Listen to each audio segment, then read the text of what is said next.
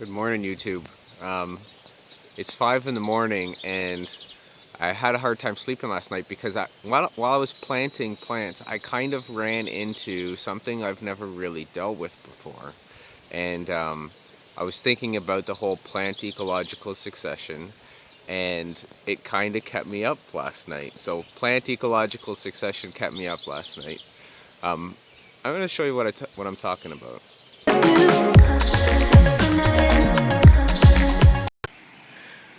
One nice thing about being up this early is all the birds are up.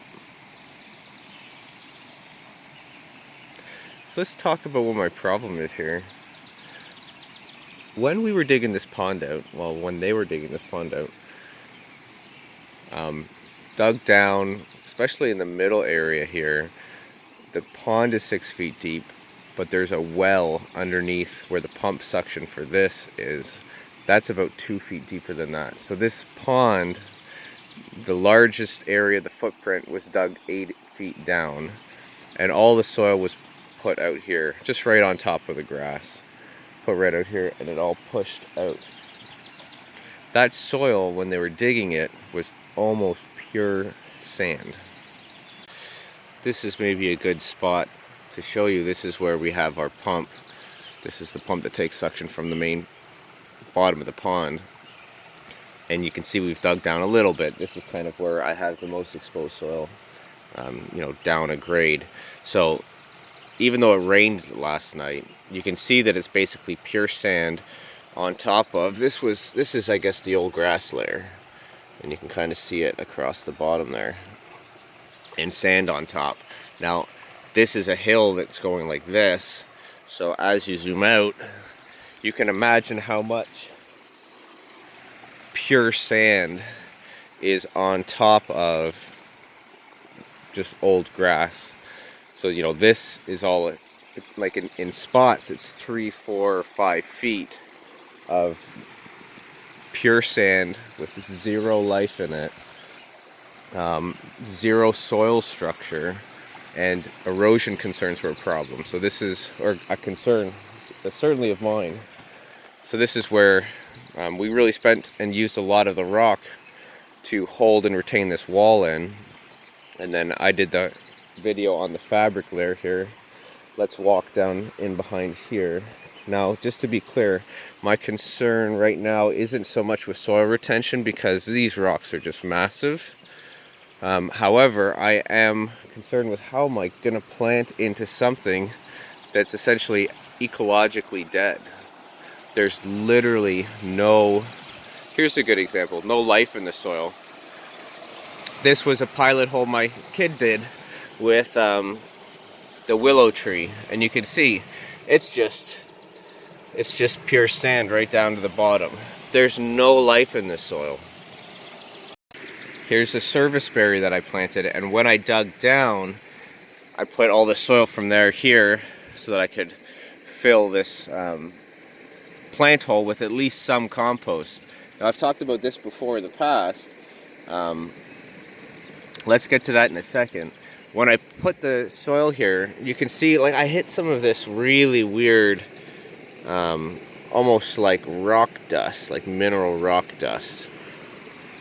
Not sure what it is. I could probably get soil tests to figure out what it is, but I don't really know if I need to. All I need to know functionally is that I'm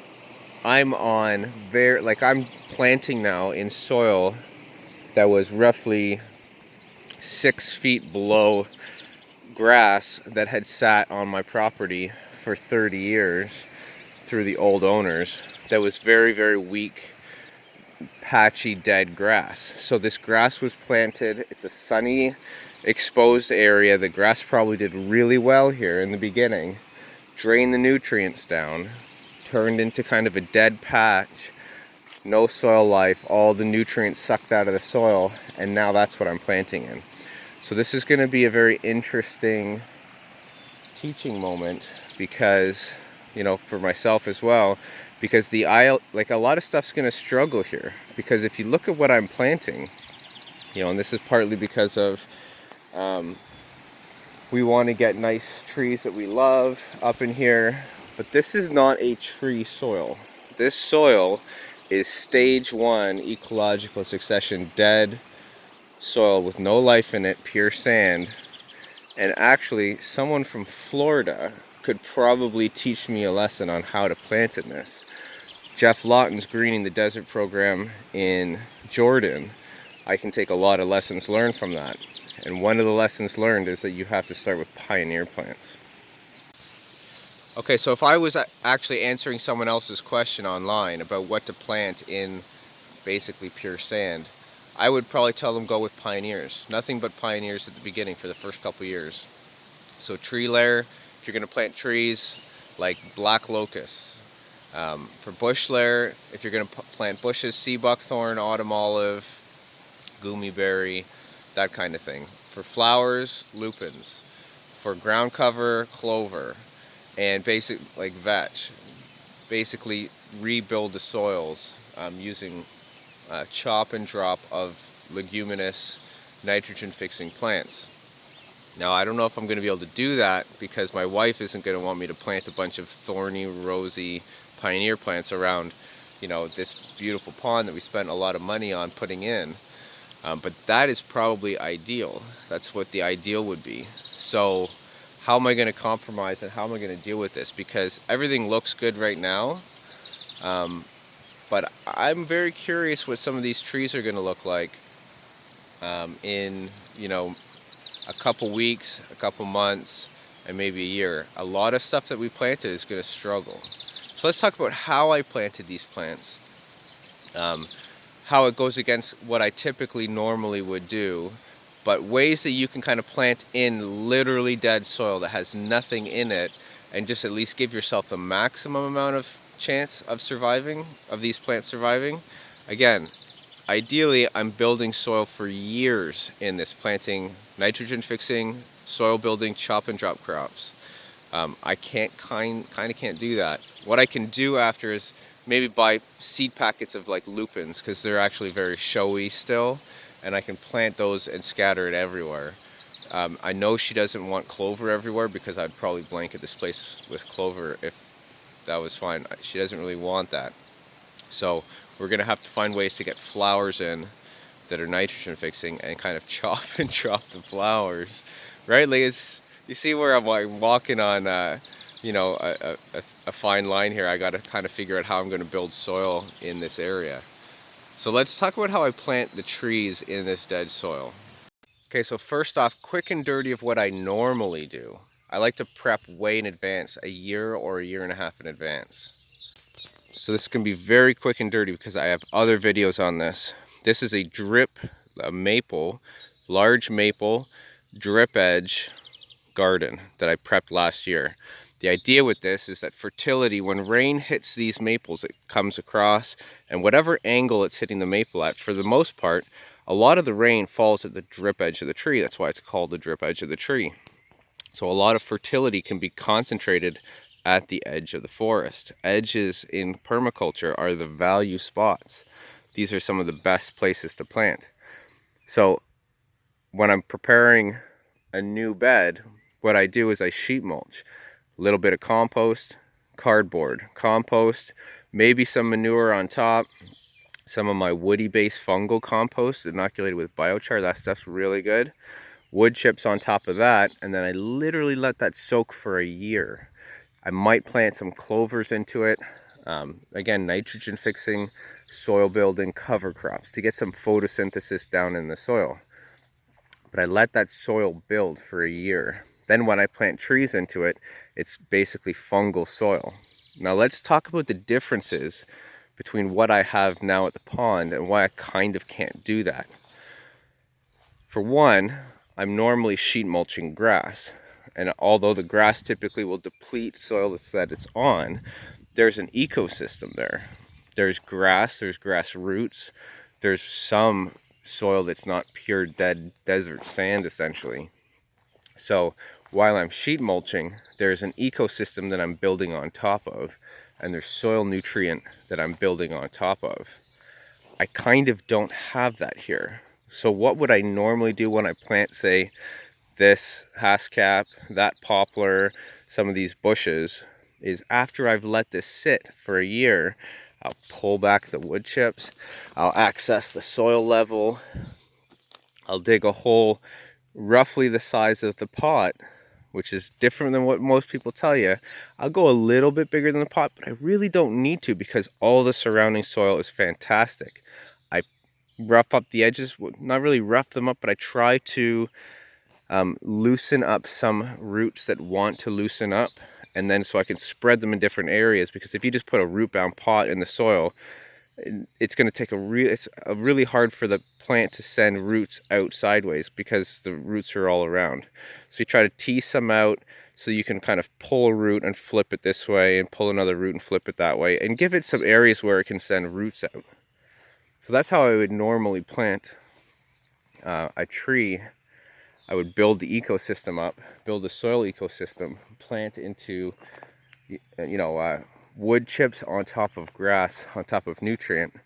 I don't typically like putting compost in the tree hole, because basically what that does is the tree's perfectly happy.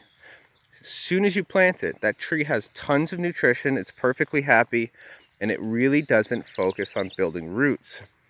I want trees to grow up in the soil that they're going to need to live in.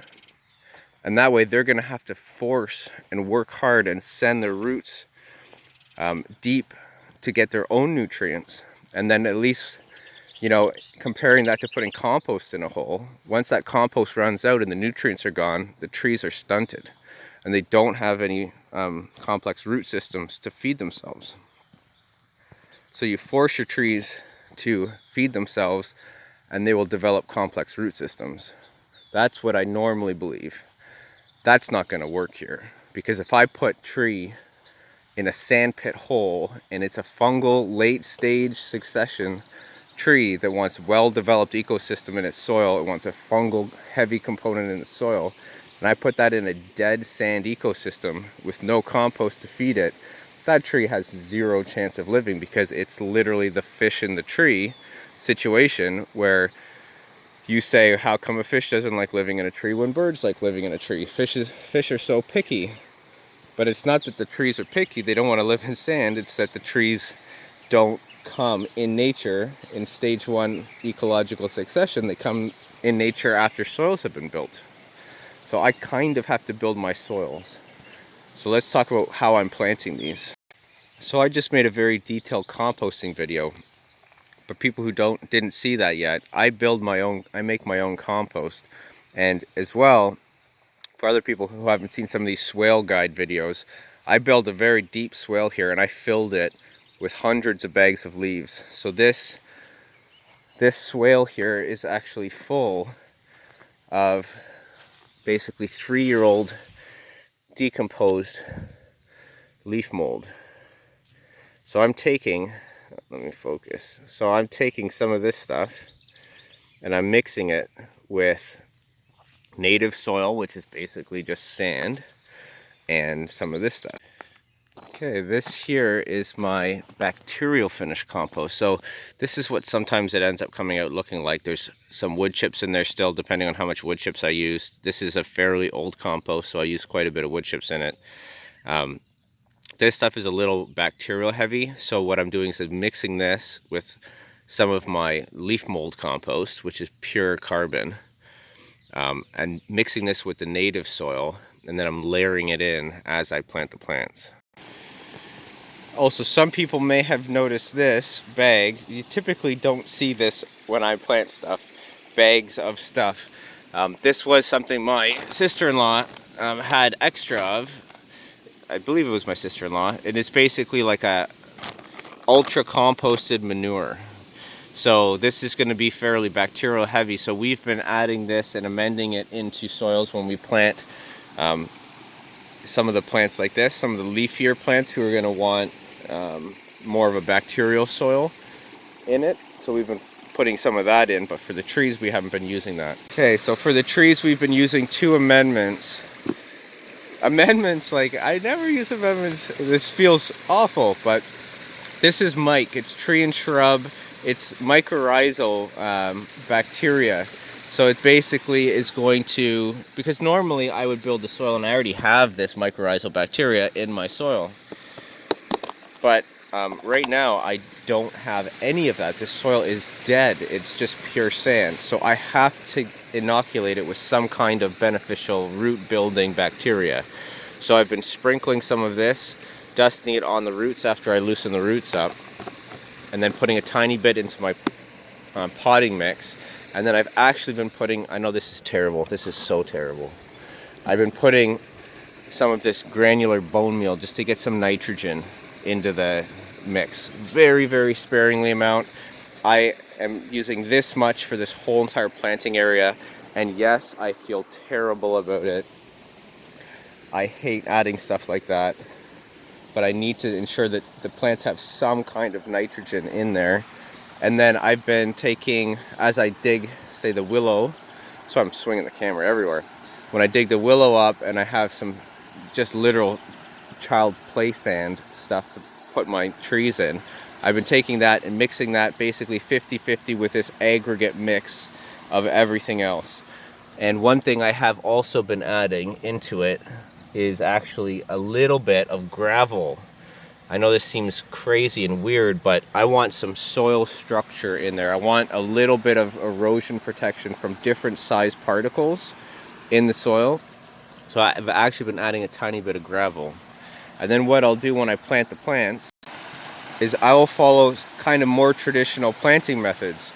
Now my son dug this out and we're gonna have to make it wider, but this is a willow. You can see roughly the size of, it's roughly a little more than a foot maybe pot. Maybe it's a foot diameter pot, 12-inch pot. So we've been digging twice as deep around that and a little bit deeper. And then I'm mixing some of this mix, putting it into the bottom, putting the plant on, making sure the level is good. So basically right where the root flare is, I kind of want this planted the same level. So I want that to sit in the same spot that it was in the pot. Then I put this in, and then I'll layer this literal sand. This is soaking wet right now because it rained last night and it's like 5:30 in the morning right now. So this is like literally just sand. Planting that and layering it with some of this other soil. And then after that's planted in, I give it a deep soak. And because this is mostly sand, what I find is as I soak it, I'll get little whirlpools going down from where the sand is getting pulled down through, and there's air pockets. So then I put more of this and more of that compost mix on the top, and I'll give it another deep soak and pull more of it down, and then more of it down and more of it down. And I have to do that a couple times. And what that's doing is it's getting the fine particulate of the planting mix in contact with the roots that's been inoculated with the mycorrhizal bacteria. So this is a way that I can kind of get some soil life ecosystem in the planting hole. And after I'm done that, I'll sprinkle some of this stuff all around the plant. So here's a good example of that. This is the serviceberry. The pot size for the serviceberry was roughly this. So then all this area around, you can see actually evidence of it here. I've been sprinkling in some of this stuff all around because I want to get this tree to be building and pushing roots out as far as possible. I want there to be nutrient out there, because and I kind of was rotating it in to try to get it in the soil, and then it'll get washed down with the rain slowly over time. But it's going to be really important that this tree doesn't just sit inside a little happy hole where it's got nutrient and there's dead sand all around it, because this tree's not going to develop roots if I let it do that. So I really do need to get some nutrient in the soil all around it.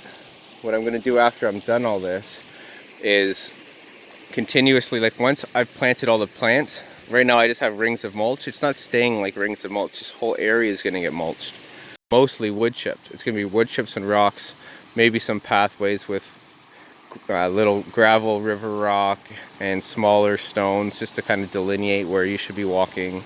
Not really sure exactly what's going to happen, but like this area, for example, it's not staying like this. It stayed like this because I planted because I'm planting a peach in here, and I'm going to plant more plants here that droop over, and then I'm going to, bam, the whole area with compost and wood chips, or leaf mold and wood chips. So it'll kind of all look like this, and it'll be all filled in with maybe nice pathways.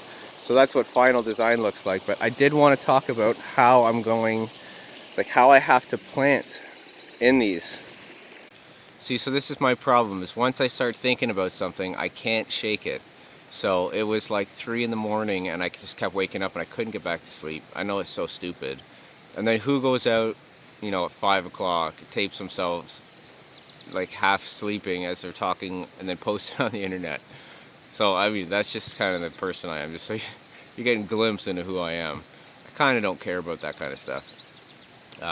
So if I look tired and swollen eyes and all that kind of stuff, it's because I didn't sleep last night.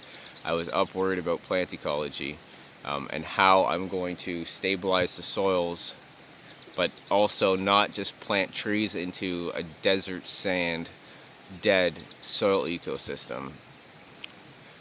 So I'm probably going to go out and buy a whole bunch of lupin seeds, chop and drop them, and I need to build nitrogen here. The ideal way to plant something like this, again, would be planting nothing but pioneers plants for like the first 2, 3, 4 years even. Let those build up, chop and drop them hard, pollard the trees, coppice the bushes. Pollard is cutting it at shoulder height, coppice is cutting it at ankle height. So once they get established, cut them back hard, chop and drop it down, get the fungal network in the soil, like, you know, chip them up and drop them down, and just continuously chop and drop stuff, add organic matter to the soil. That's what I should be doing. I kind of can't, so I have to cheat a bit. I make my own compost. I'm going to mix some of that into the hole, extra wide, put it around the outside of the hole. I am putting a tiny little bit of bone meal, like I'm talking about less than a half a handful in, that probably handles like 3 or 4 large trees. But still, it's some. I hate doing it. I am putting mycorrhizal bacteria in, because even though that stuff is found natively in all soils pretty much, it's not here because this is soils that was 8 feet down below dead grass. There's no life in there at all. So I do have to kind of inoculate it with life. It's getting inoculated with the life in the compost. It's getting inoculated with the life in the leaf mold. Hopefully that works. And then I'm watering it with some pond water, and that pond water's been sitting around for a while. So there's life in that as well. So hopefully it's getting inoculated with some life. Also some patches of basically food forest gardens where it's kind of like mature forest soil. It's getting inoculated with that as well. So it's dead soil that's getting inoculated with life. Hopefully that works.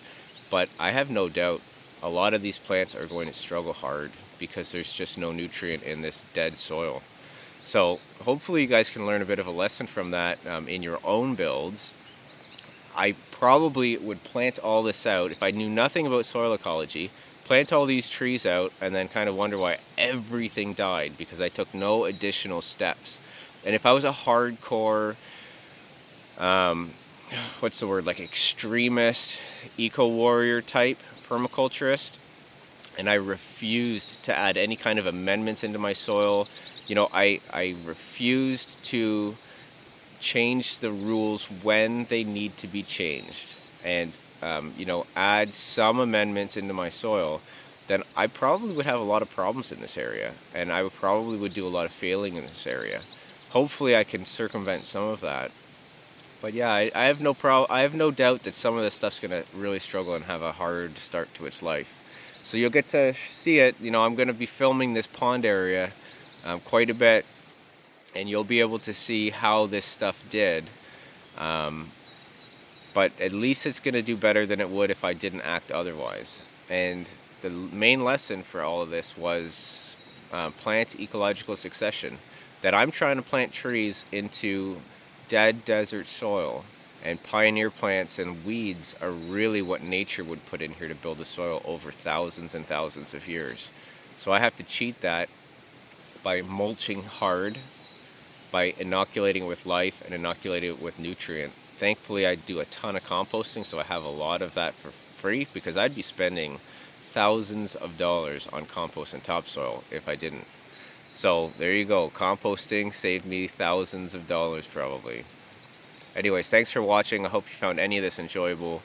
Use it in your own projects, and if you have any questions about this, questions on your own projects, you know, as long as I can answer the questions and I'm not getting hundreds of questions where I just literally can't answer them all, shoot me some questions in the comments if you have any particulars on your own job site, and I'll do my best to answer them. And I will see you next time. Thanks for watching.